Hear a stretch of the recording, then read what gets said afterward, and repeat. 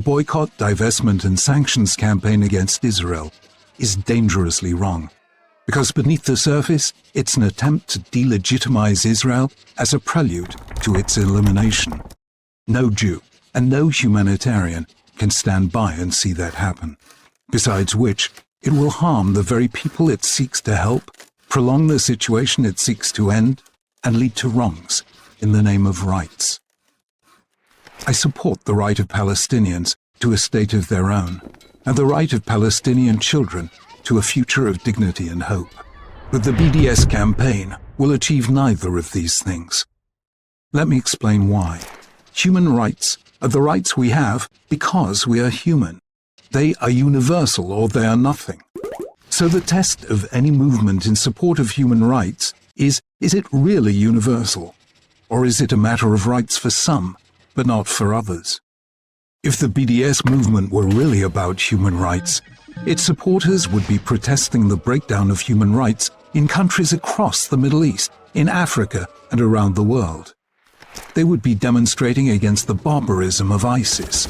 They would be campaigning against the abuse of human rights by Hamas in Gaza.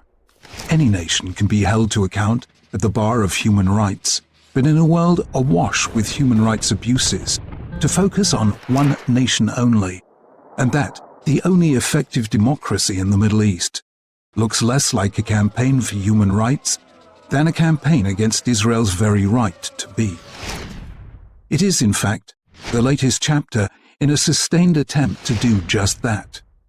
In 1948, 1967, and 1973, Israel's enemies tried to destroy it militarily, by war, and they failed.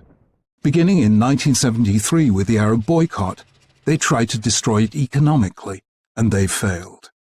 In 1975, with the notorious Zionism is racism motion in the United Nations, they tried to destroy it politically, and they failed. From 1994 to 2002, by a campaign of suicide bombings, they tried to destroy it psychologically, and they failed. Now, through the BDS campaign, they're trying to delegitimize it morally. This too will fail, but it's serious. It's based on a vicious lie that Israel is a colonial presence in the Middle East. It's nothing of the kind. The Jewish connection with the land of Israel goes back roughly twice as long as the history of Christianity, 3 times as long as the history of Islam. Jews are the only nation in history ever to have established a nation-state in the land, and the only nation never to have lacked a presence there. And because Israel is the world's only Jewish state, and the only state whose very right to exist has been constantly challenged, the campaign against it is recognizably the latest mutation of the world's oldest hate, anti-Semitism. BDS will fail because when people seek to end a conflict by focusing on only one party to that conflict, they don't end it, they perpetuate it. There could have been a Palestinian state in 1947 with the United Nations vote for partition. In 1948, when the modern state of Israel was born. In 1967, after the Six-Day War.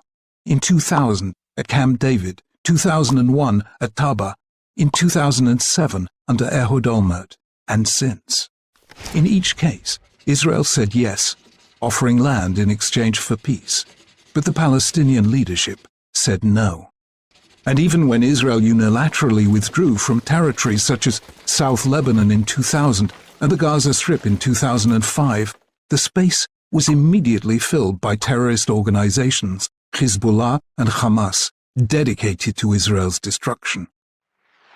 Simply put, the BDS campaign will delay, defer and endanger the very chance of a Palestinian state, prolonging the suffering it seeks to end. This is because it misrepresents the conflict as a zero-sum game. Either Israel wins and the Palestinians lose, or the Palestinians win and Israel loses.